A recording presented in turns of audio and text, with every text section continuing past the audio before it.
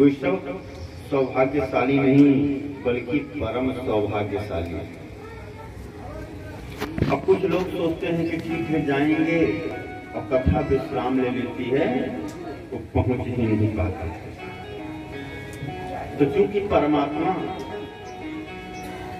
कथा में वही पहुंच पाता है जिसके पाप भस्मीभूत हो गए।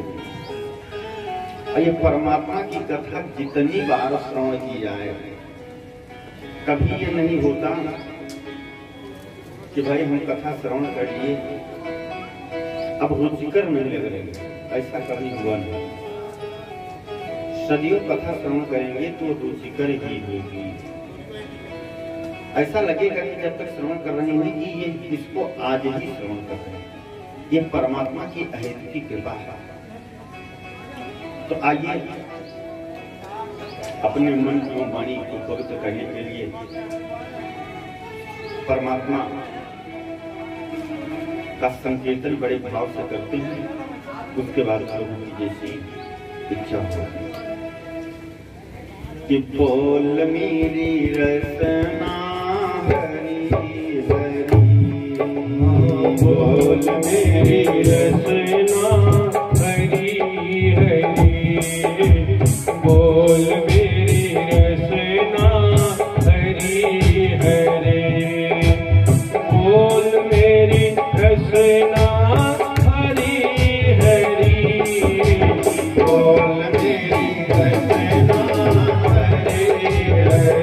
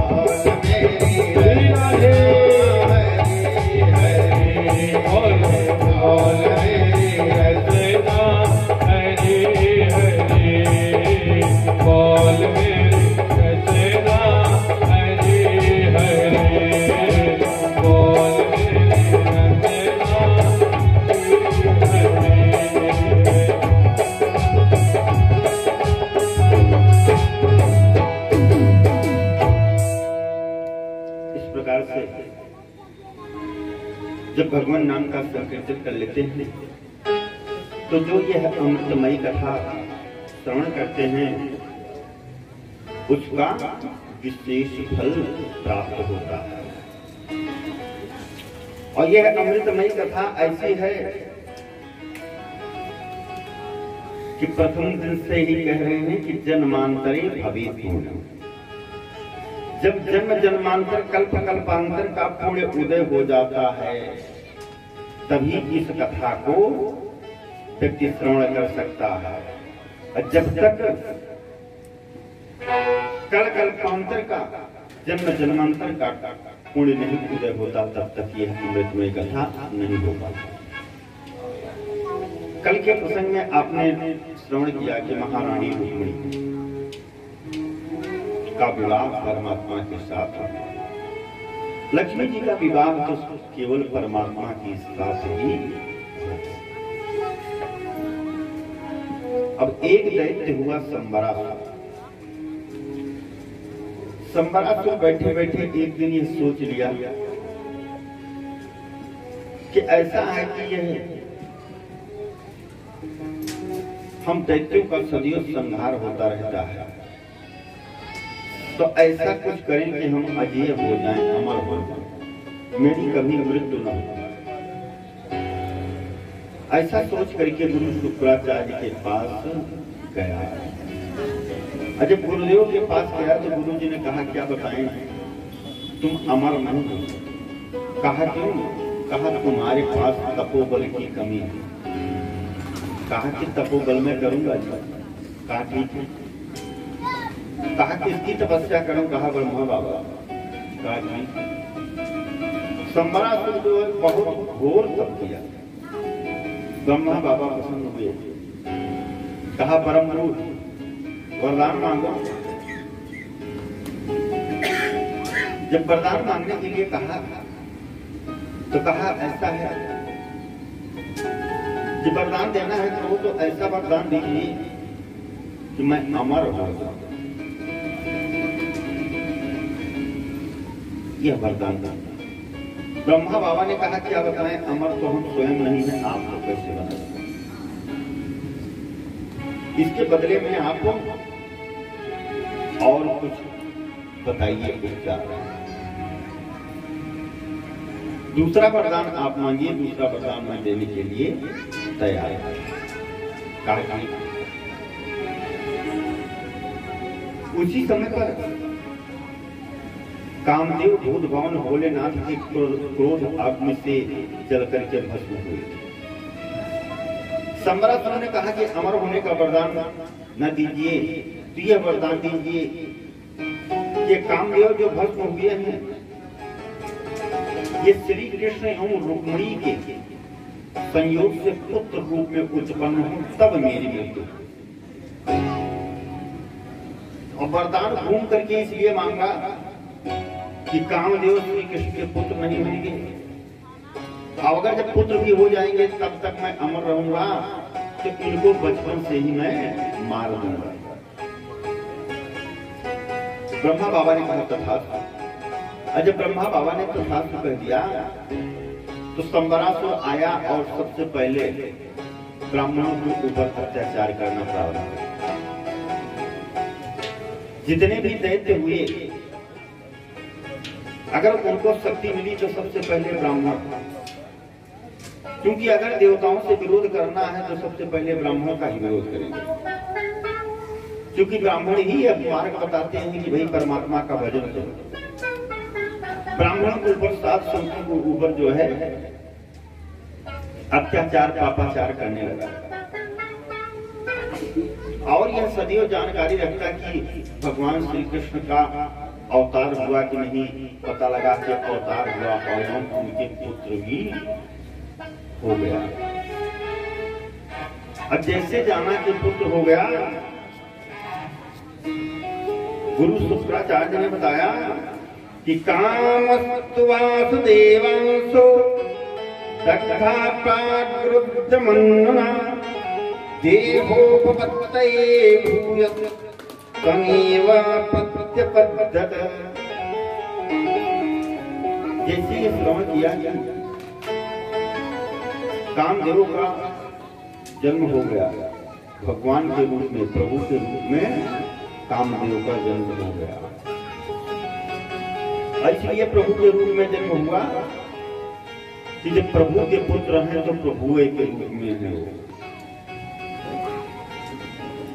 और आज 10वें दिन यह जानकारी मिली कि महारानी रुक्मिणी के पुत्र हो गया। अब जैसे ही 10वें दिन जानकारी यह प्राप्त हुई, वैसे वह भेष बदल करके आया और वो जो 10 दिन का जन्मा बालक था उसे उठा ले गया, उठा करके समुद्र में फेंकवा दिया और जाकर के घर में उत्सव मनाने लगा। और इधर समुद्र में जैसे बालक गया, एक मछली निकल गई, बड़ी मछली थी, वो निकल गई। और निकल जाने के बाद मछुआरों ने पकड़ लिया, और जब पकड़ा तो देखा कि बहुत बड़ी मछली है। और जब बहुत बड़ी मछली है तो सोचा कि संबरासुर के यहाँ आज उत्सव हो रहा है, संबरासुर उत्सव मना रहा है कि मेरा शत्रु खत्म हो गया, अब तो मैं अमर हो गया हूँ। और जब वो उत्सव मना रहा है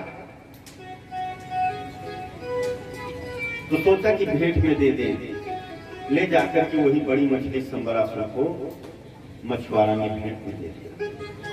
संबरासुर जो है उस मछली को दे दिया जो पाक व्यवस्था में थे कि जाइए भोजन प्रसादी बनवाइए, क्योंकि आज हमारे यहाँ उत्सव है। और जैसे वहां मछली काटी गई तो मछली के पेट से एक जीवित बालक निकला। और वहां पर जो है एक मायावती नाम की स्त्री रसोई में कार्य कर रही थी।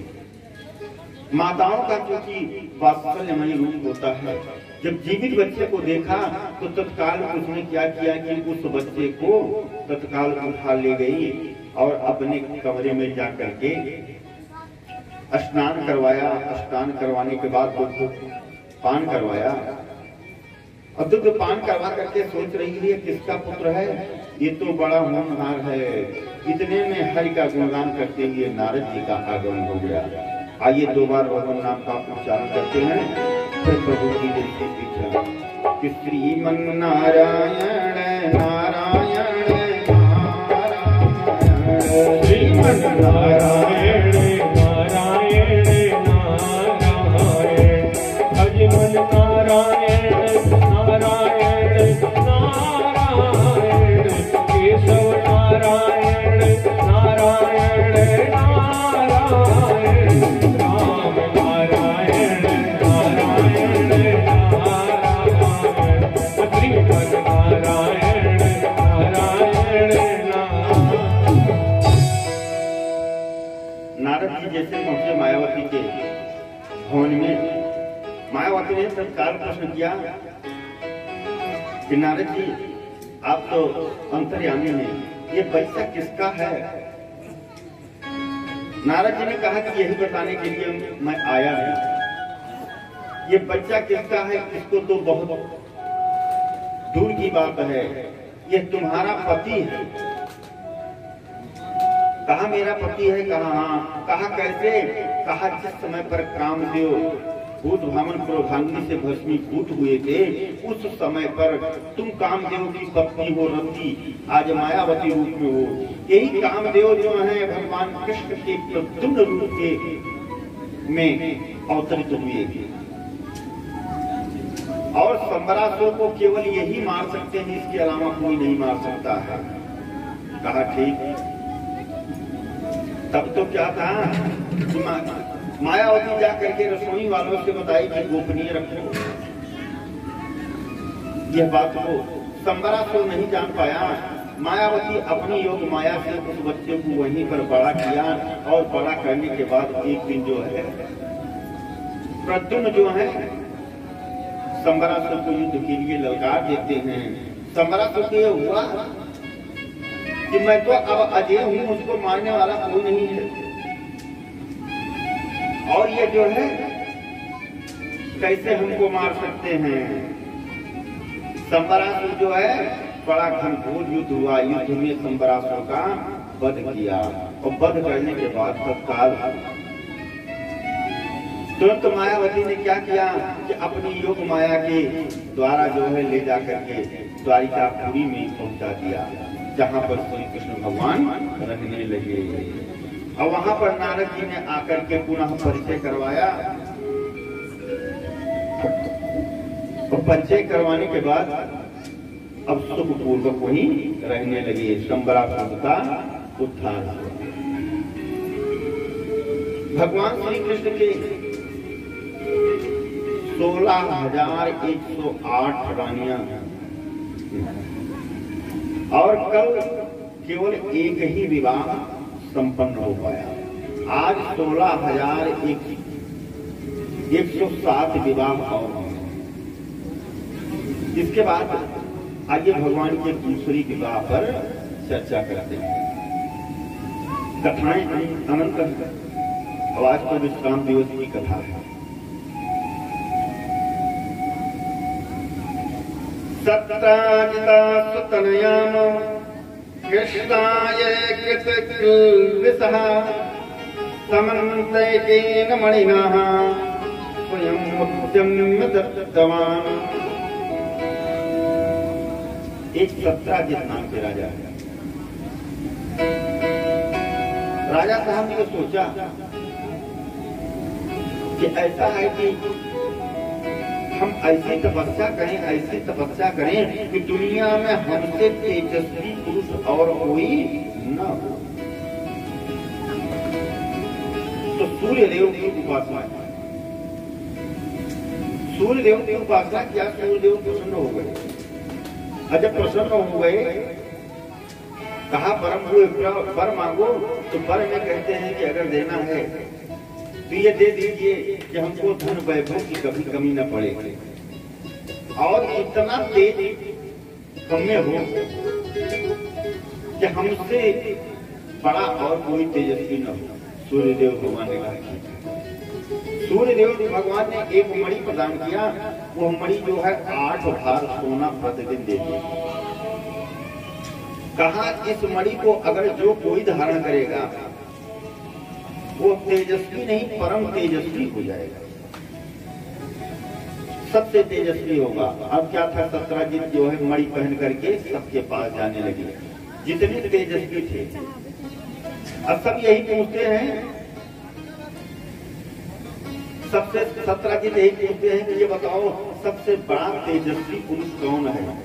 सबने कहा हमारे द्वारिकाधीश प्रभु हैं कृष्णचंद्र। कहा कि ठीक है, उनके पास पहुंचे। और उनके पास पहुंचने के बाद जैसे उनके पास पहुंचा, परिकरों ने देखा तो समझा कि सूर्यदेव भगवान आ गए। अब परिकरों ने आकर के द्वारकाधीश से कहा कि आपसे मिलने के लिए तो आप साक्षात सूर्यदेव भगवान आ रहे हैं। कहा कि ठीक है, बुलाओ।